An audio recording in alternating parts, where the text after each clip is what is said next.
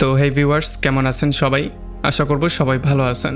তো আজকে আমরা এক্সপ্লেন করছি মিস্টার 9 ডু অর ডাই মুভিটা। আর এই মুভিটা বানানো হয়েছে বাংলাদেশকে কেন্দ্র করে। যদিও বাংলাদেশকে কেন্দ্র করে মুভিটা বানানো হয়েছে, তবে এইটা একদমই মনে করবে না এটা একটা বাংলা মুভি। আসলে এটা একটা হলিউড লেভেলের মুভি। আর তাছাড়া এই মুভিটা বাংলাতে রিলিজও দেওয়া হয়নি, এটা শুধুমাত্র ইংরেজিতে রিলিজ দেওয়া হয়েছিল। আর তাছাড়া হলিউডের অনেক কাস্টও এটার মধ্যে আছে, যেটা দেখলে আপনারা চিনতে পারবেন। তো যার মানে বুঝতেই পারছেন ভিডিওটা কতটা ইন্টারেস্টিং হতে যাচ্ছে। তার মানে ভিডিওটা শেষ পর্যন্ত না দেখলে অনেক কিছুই মিস করে ফেলবেন। তো চলুন কথা না বাড়িয়ে শুরু করি আজকের ভিডিও। তো এই গল্পের শুরুতে আমরা দেখতে পারি বাংলাদেশি একটা সুপার এজেন্ট যার নাম হচ্ছে মাসুদ রানা। সে তার পরবর্তী মিশনের জন্য প্রিপারেশন নিচ্ছিল। আসলে আমেরিকাতে বাংলাদেশি একটা লোককে একটা গ্যাংস্টার আটক করে নিয়েছিল। এখন মাসুদের কাজ হচ্ছে সেখানে গিয়ে সেই লোকটাকে সহি সালামতে আবারও তার দেশে ফিরিয়ে আনা। মাসুদ এতটাই ভয়ঙ্কর একজন এজেন্ট ছিল, তাকে সবাই MR9 নামে চিনত। একটু পরে মাসুদ একটা হেলিকপ্টারে করে তার সেই লোকেশনে চলে আসে যেখানে তার মিশনটা ছিল। সে খুবই বড় একটা বাড়িতে চলে আসে, যেই বাড়ির চারপাশে গার্ড দিয়ে ভরা ছিল। তবে মাসুদ খুবই চালাকি করে এক এক করে সমস্ত গার্ডদেরকে গুলি করে মেরে ফেলে। আর এরপরে ফাইনালি যখন সে এটার মধ্যে যায়, তখন সে দেখতে পারে তার জন্য মধ্যে আরও গার্ডরা ওয়েট করছে। এই জন্য সে তাদের সঙ্গেও ফাইট করা শুরু করে। আর তখন সিনটা কাট হয়ে চলে আসে অন্য একটা জায়গায়। আমরা দেখতে পারি রিচি নামের একটা মাফিয়া বসকে, যে কিনা মাসুদের বস মেজর রাহাত খানের সাথে কথাবার্তা বলছিল। রিচি প্রথমে রাহাতের সাথে একটু মজা করে, আর সে বলে যে আমার এতগুলো মানুষকে মারার জন্য তুমি শুধুমাত্র মাসুদ নামের একটা লোককে পাঠিয়েছো, সে কিভাবে এতগুলো লোককে হ্যান্ডেল করবে। তবে তখন অন্যদিকে আমরা দেখতে পারি মাসুদ অলরেডি তার সমস্ত লোকজনকে শেষ করে তাকে মারার জন্য সামনের দিকে এগোচ্ছিল। আর যখনই রিচি এই খবরটা পেয়ে যায়, তখন সে দ্রুত এখান থেকে পালিয়ে যাওয়ার সিদ্ধান্ত নেয়। তবে সে তার লোকজনকে এটা অর্ডার দিয়ে বলে দেয় যে যেই লোকটাকে তারা গ্রেফতার করেছে তাকে যেন এখানে মেরে এই পুরো বাড়িটা আগুন দিয়ে পুড়িয়ে দেওয়া হয়। আর এদিকে রানা এক এক করে সমস্ত গার্ডদেরকে মারার পরে কোনো রকমে হস্টেজের রুম পর্যন্ত চলে আসে। তবে যতক্ষণে সে এখানে এসে পৌঁছায়, ততক্ষণে দুর্ভাগ্যবশত এই লোকটার মৃত্যু হয়ে গেছে। এই জন্য রানা কোনো রকমে তার লাশটাকে নিয়ে দ্রুত সেখান থেকে বাইরে বেরিয়ে চলে আসে। আর যখন সে বাইরে আসে, তখন এই বিল্ডিংটার মধ্যে বিশাল বড় একটা ব্লাস্ট হয়ে যায়, যেটার জন্য বিল্ডিংটা ভেঙে চুরমার হয়ে যায়। তো এরপরে গল্প চলে আসে এক সপ্তাহ সামনে। আমরা দেখতে পারি রোমান রোস নামের একটা লোককে। আসলে রোমান ছিল রিচিরই বড় ভাই, এই জন্য সে রিচির সাথে এসে মিট করে। আর তারা দুজন মিলে এমন একটা হাইটেক অস্ত্র বানানোর প্ল্যানিং করে, যেটা তারা মাফিয়াদের কাছে বিক্রি করতে পারলে তারা আস্তে আস্তে করে কোটিপতি হয়ে যাবে। তাদের কথাবার্তা আমরা বুঝতে পারি যে যদি তারা এই অস্ত্রটা বানাতে সফল হয়ে যায়, তাহলে তৃতীয় বিশ্বযুদ্ধ হওয়া থেকে কেউই বাঁচাতে পারবে না। আর তখন এদিকে আমরা দেখতে পারি সিআইএর অফিসে একটা মিটিং হচ্ছে। এখানে সিআইএর ডিরেক্টর পল আর ডেপুটি ডিউক মিলে রোমানকে ধরে সেই অস্ত্রটা যাতে সে না বানাতে পারে সেই প্ল্যানিংটা করছিল। আর এর একটু পরে আমরা দেখতে পারি স্যাম নামের একটা লোককে, যে কিনা আগে রিচির সঙ্গে কাজ করতো, তবে এখন সে সমস্ত কিছু ছেড়ে দিয়ে ভালো হয়ে গেছে। পুরো মাফিয়া ওয়ার্ল্ড থেকে সে এখন অনেকটা দূরে। তবে হঠাৎ করেই তার কাছে একটা ফোন চলে আসে। আর যখনই সে কথা বলার জন্য বাইরে আসে, তখন সে দেখতে পারে ডিউক আর পল তার জন্য অলরেডি সেখানে ওয়েট করছিল। এই জন্য সে দৌড়ে সেখান থেকে পালিয়ে যাওয়ার ট্রাই করে, তবে ডিউক আর পলও তাকে ফলো করা শুরু করে। স্যাম দৌড়ে একটা বিল্ডিংয়ের ছাদে চলে আসে, তবে সেখানে ডিউক তাকে গান পয়েন্টে নিয়ে নেয়। ডিউক তাকে বারবার করে বোঝানোর ট্রাই করে যে যদি তুমি সেই দুই ভাইয়ের ইনফরমেশন আমাকে দিয়ে দাও, তাহলে তোমার কোনো ক্ষতি তো আমি করবই না, বরং তোমাকে পুরস্কৃত করার একটা ব্যবস্থা আমি করে দেব। তবে স্যাম কোনোভাবেই তার কোনো কথা শুনছিল না, সে উল্টো তার উপরেই আক্রমণ করে দেয়। আর এই জন্য রাগের মাথায় ডিউকও তাকে পেটানো শুরু করে। আর এই মারামারি আর ধস্তাধস্তির মধ্যে হঠাৎই স্যাম ছাদ থেকে নিচের দিকে পড়ে যায়, আর পরে তার সেখানেই মৃত্যু হয়ে যায়। এখন এইটা দেখার পরে তারা দুজন পুরোপুরি শক্ট হয়েছিল, কারণ একমাত্র স্যামই ছিল সেই লোক যে কিনা সেই দুই ভাই পর্যন্ত তাদেরকে পৌঁছাতে পারত। তবে এখন বেচারা সেও মারা গিয়েছে। আর এই জন্য ফাইনালি পল ডিউককে বলে যে আমাদের রানার থেকে সাহায্য নেওয়া উচিত, কারণ রানা এর আগেও রিচি পর্যন্ত পৌঁছেছিল, তাকে একেবারে মারার দ্বার প্রান্তে ছিল। আর তখন এদিকে বাংলাদেশে আমরা দেখতে পারি যখন রানা ঘোরাফেরা করছিল, তখন তার বস রাহাত তাকে মেসেজ দিয়ে তাকে বাংলাদেশ ইন্টেলিজেন্সের অফিসে ডাকে। আর যখনই সে অফিসে আসে, তখন এখানে তার দেখা হয় পলের সাথে। পল তাকে সমস্ত ব্যাপারটা খোলামেলা করে বলে। সে বলে যে রিচি আর তার ভাই মিলে এমন একটা অস্ত্র বানানোর ট্রাই করছে, যদি তারা এটা বানিয়ে ফেলে তাহলে তৃতীয় বিশ্বযুদ্ধ শুরু হয়ে যাবে। সো আমাদের পৃথিবীকে বাঁচাতে হলে যে কোনো মূল্যে তাদেরকে ধরতে হবে। আর সিআইএর তোমার সাহায্য দরকার, কারণ তুমি এর আগেও তার কাছ পর্যন্ত পৌঁছেছিলে। এখন যেহেতু পল চাচ্ছিল যাতে করে রানা তাদের সঙ্গ দেয়, এই জন্য ফাইনালি রানাও রাজি হয়ে যায়। তবে সে তার বসের কাছেও পারমিশন চায়। তবে যখন তার বস পারমিশন দিয়ে দেয়, তখন তারা ফাইনালি সবাই মিলে বেরিয়ে পড়ে তাদের নতুন মিশনে। তো এরপরে যখন মাসুদ ডিউক আর পলের সঙ্গে আমেরিকার দিকে বেরিয়ে পড়ে, তখন রাস্তায় ডিউক তাকে বলে যে এই মিশনে তোমার সঙ্গী হবে ডেবি নামের একটা মেয়ে, যে কিনা আসলে পাকিস্তানি একজন সিক্রেট এজেন্ট। আর এই মিশনটাকে কমপ্লিট করার জন্য তোমাদের দুজনকে দামি দামি অনেক জিনিসের নিলামেও যেতে হতে পারে।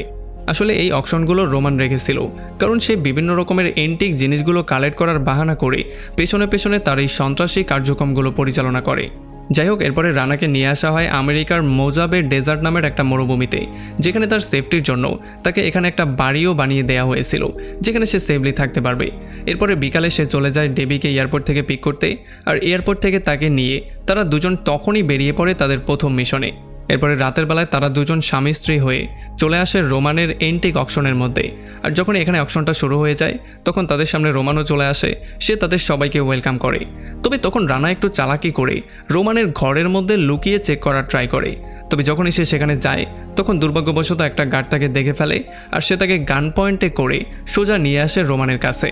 আর এখানে কোনো কথাবার্তা বলার সুযোগ না দিয়েই গার্ডটা তাকে একটা ইঞ্জেকশন পুশ করে দেয়, যে জন্য রানা সেখানেই বেহুশ হয়ে যায়।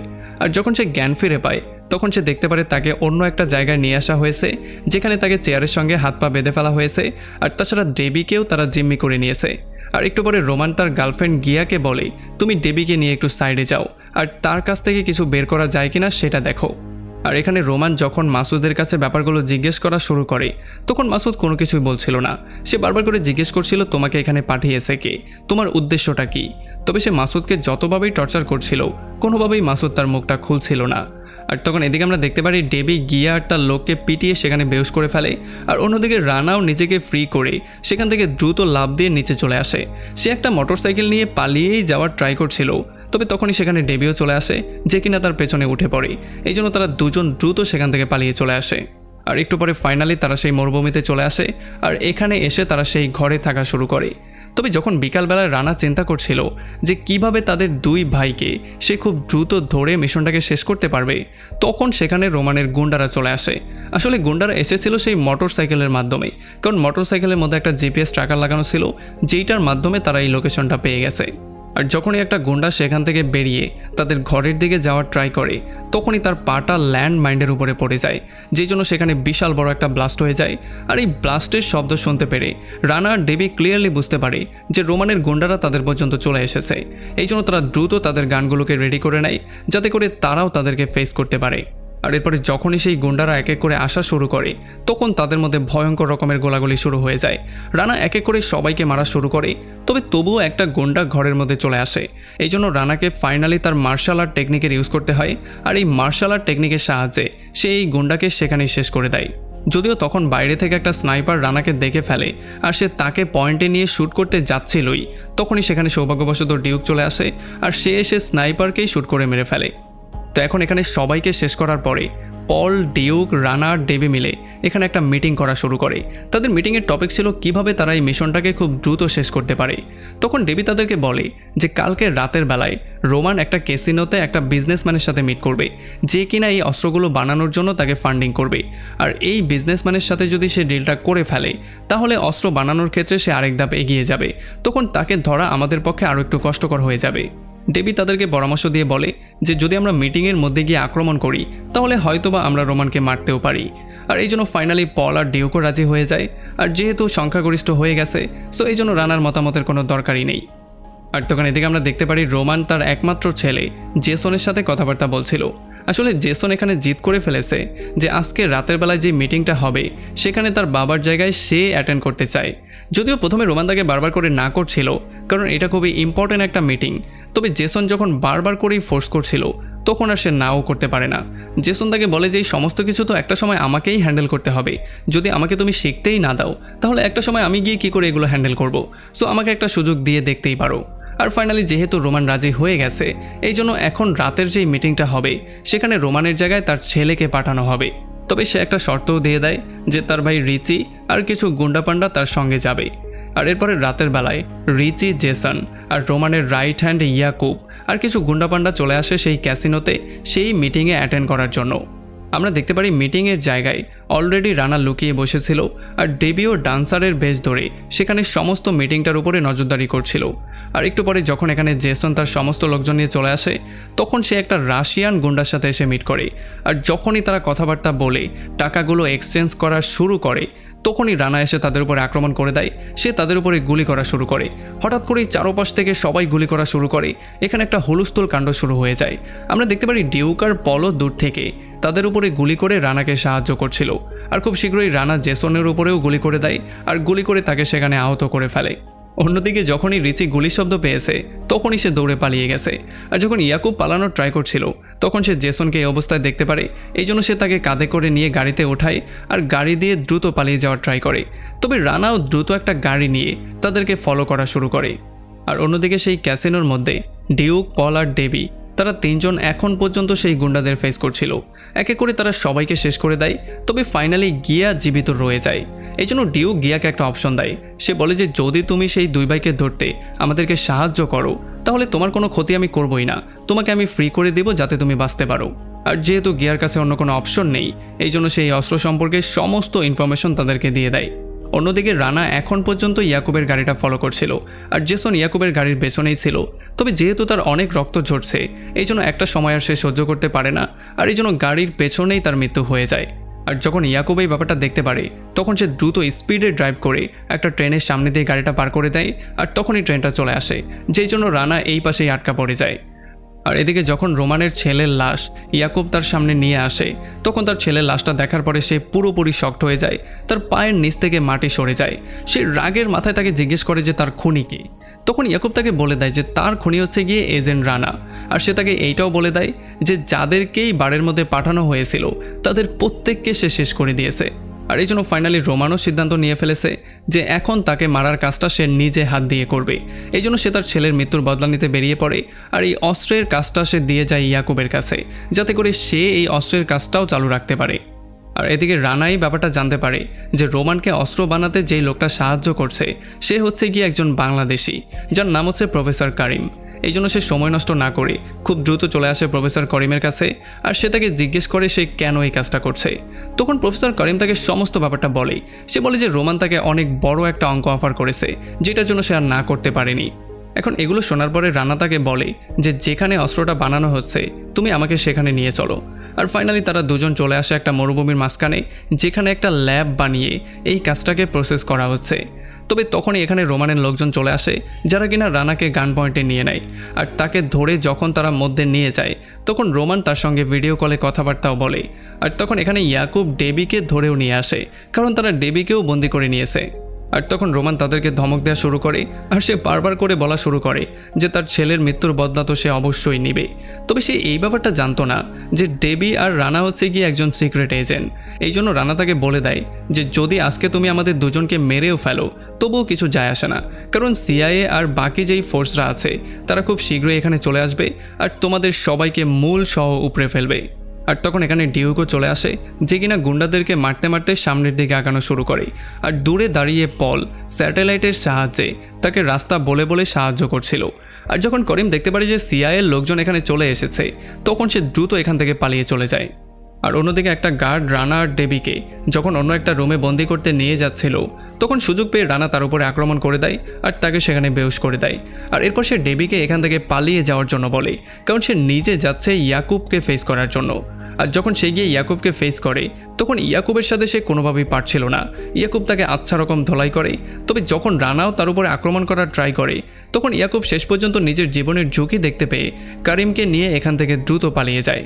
আর এরপরে যখন রানা ইয়াকুব আর কারিমকে খোঁজা শুরু করে তখন হঠাৎ করেই এখানে রোমান চলে আসে যে কিনা রানার কাঁধের মধ্যে একটা গুলি করে তাকে গান পয়েন্টে নিয়ে মারার ট্রাই করে। তবে সৌভাগ্যবশত আবারও এখানে ডিউক চলে আসে যে কিনা আরও একবার রানার জীবনটা সেভ করে। আর তখনই পল তাদেরকে খবর দিয়ে দেয় যে এই পুরো এরিয়াটার মধ্যে অনেকগুলো বম ফিট করা হয়েছে যেগুলো হয়তোবা একটু পরে ব্লাস্ট করবে আর তোমাদেরও মৃত্যু সেখানে নিশ্চিত হয়ে যাবে। আর এই ব্যাপারটা শোনার পরে ডিউক দৌড়ানো শুরু করে বমগুলোকে ডিফিউজ করার জন্য। আর এদিকে যখন রানা রোমানের সাথে ফাইট করছিল তখন সে আহত হওয়ার জন্য কোনোভাবেই তার সাথে পারছিল না। রোমান তাকে আচ্ছা রকম ধোলাই করে যখনই তাকে গলা টিপে শেষ করতে যাবে তখনই ডেবি পেছন দিয়ে এসে তার উপরে আক্রমণ করে দেয়। তবে তখন রোমান একটা চাকু নিয়ে ডেবির পেটের মধ্যে ঢুকিয়ে দেয় যেই জন্য স্পটেই ডেবির মৃত্যু হয়ে যায়। এইটা দেখার পরে রানার মাথাটা প্রচণ্ড গরম হয়ে যায়। এই জন্য সে একটা চাকু নিয়ে রোমানের গলাটা সেখানেই কেটে ফেলে যেই জন্য তার সেখানেই মৃত্যু হয়ে যায়। এখন রোমানের মৃত্যুর পরে ডেবি আর রানার মিশনটা পুরোপুরি কমপ্লিট হয়ে গেছে। তবে ইয়াকুব আর করিম এখন পর্যন্ত লুকিয়েছিল, তাদেরকে কেউ পাচ্ছিল না। তো এই ঘটনার কয়েক মাস পরে রানা বাংলাদেশে চলে আসে আর সে তার বাবা মার কবরের কাছে গিয়ে তাদের স্মৃতিচারণ করা শুরু করে। আর এখান থেকে সিন চলে আসে 6 মাস সামনে। আমরা দেখতে পারি পল কোনো একটা ডোজোতে ছিল যেখানে 2টা ছেলে মেয়ে ফাইট করে প্র্যাকটিস করছিল। আর এই প্র্যাকটিসের পরে সে চলে আসে তাদের মাস্টারের সঙ্গে মিট করতে। আর সে বলে যে এই দুজনকে আমি একটা মিশনে নিতে চাই, যেই মিশনটা হবে খুবই সিক্রেট আর খুবই ইম্পর্টেন্ট একটা মিশন। আসলে তার পরবর্তী মিশনও ছিল রিচিকে ধরা, যে কিনা একটা হিমালয় পর্বতে গিয়ে লুকিয়েছে। পাহাড়ের উপরে সে থাকা শুরু করে দিয়েছে যাতে কেউ তাকে ধরতে না পারে। আর অন্যদিকে কারিম এখন পর্যন্ত সেই অস্ত্রগুলো বানিয়েই যাচ্ছিল, মানে প্রসেসিংটা সে সামনে এগিয়ে নিচ্ছিল, সে কোনোভাবে থামছিলই না। আর কিছুদিন পরে পল এসে রানার সঙ্গে মিট করে আর সেও তাকে এই মিশনটাতে জয়েন করতে বলে। আমরা দেখতে পারি রিচি আর করিম খুবই হ্যাপি ছিল, কারণ তারা সিআইএকে ফাঁকি দিয়ে কোনো রকমে হিমালয় পর্যন্ত চলে এসেছে। এখন তারা অস্ত্রের প্রসেসিং কমপ্লিট করবে আর ফাইনালি অস্ত্রটা বানিয়ে তারা ভয়ঙ্করভাবে আত্মপ্রকাশ করবে। এই জন্য তারা খুবই হ্যাপি ছিল। তবে তারা এই ব্যাপারটা জানতো না যে আসলে পলের 2টা যোদ্ধা তাদের দুজনকে ধরার জন্য হিমালয় পর্যন্ত চলেও এসেছে। আর এমনই একটা ইন্টারেস্টিং পয়েন্টে এই পুরো মুভিটা এখানে শেষ হয়ে যায়। তো আমাকে কমেন্ট করে জানান কেমন লাগলো ভিডিও। যদি ভালো লাগে তাহলে অবশ্যই একটা লাইক করবেন, আর যদি এখনও আমাদের চ্যানেলটা সাবস্ক্রাইব করে না থাকেন তাহলে প্লিজ করে ফেলুন। তো আমাদের দেখা হবে অন্য কোনো ভিডিওতে অন্য কোনো একদিন। Till then, take care.